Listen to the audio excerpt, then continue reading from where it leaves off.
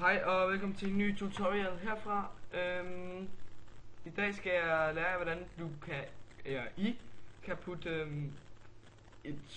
noget tekst ind i et originalt billede, som en anden person har taget. Og det er meget vigtigt, at I følger med her, fordi at der er nogle vigtige ting, ellers så kan du ikke få det til at fungere.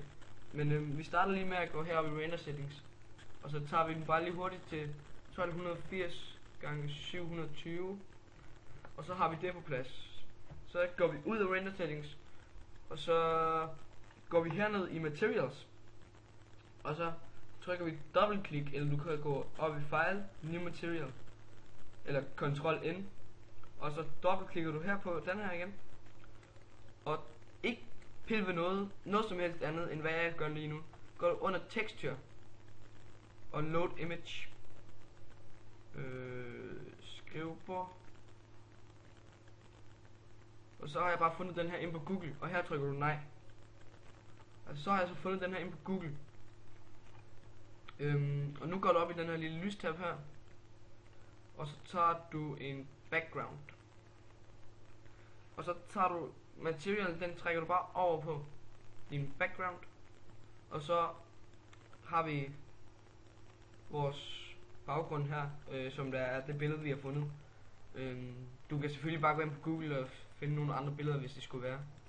Men og hvad vi gør nu går vi herop, så tager vi plane. Nej. Hvad var jeg nu? Plane. Floor. Hvad sker der her?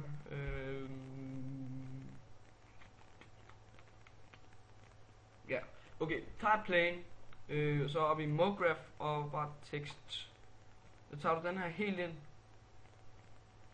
Og ikke gør noget nu. For nu skal du markere den begge. Altså du kan trykke på MoText og så Ctrl på plane eller Shift. Det er jeg ligeglad med hvad du gør.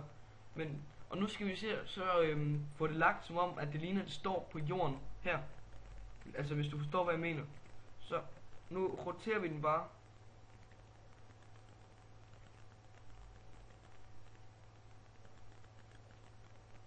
Og den skal selvfølgelig også ned. Sådan der.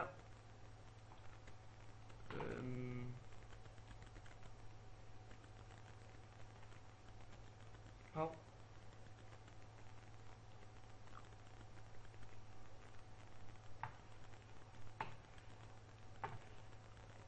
Sådan der. Det tror jeg, det skulle være fint. Men nu her ser det jo ekstra smart ud, vel? Så hvad vi gør nu, det er lige at trække den her op en lille bitte smule. Sådan der. Og så går vi herunder på plane. Og så trykker vi heroppe i den her slags lille firkant her. Og så går vi herned i den lille firkant der. Og så bare trækker det ud. Sådan der. Og hvad vi gør nu, det er så at vi tager vores material. Eller du kan også trykke på material her. Og holde kontrol ned. Og så bare trække det op mod plane. Ja, kom. Så prøver vi lige render.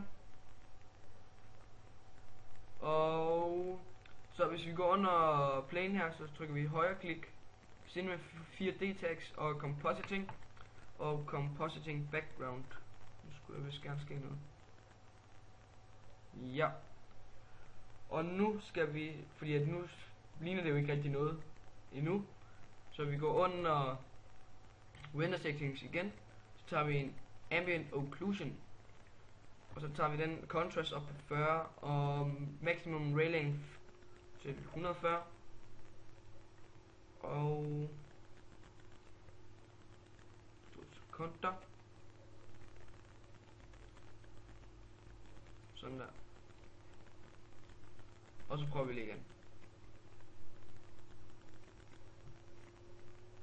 Så ser det mere ægte ud, fordi at nu ligner det på en måde, at det står på jorden. Og nu er vi jo egentlig sådan set færdige, men vi kan selvfølgelig, vi kan selvfølgelig lige adde noget lys og sådan noget. Her for eksempel.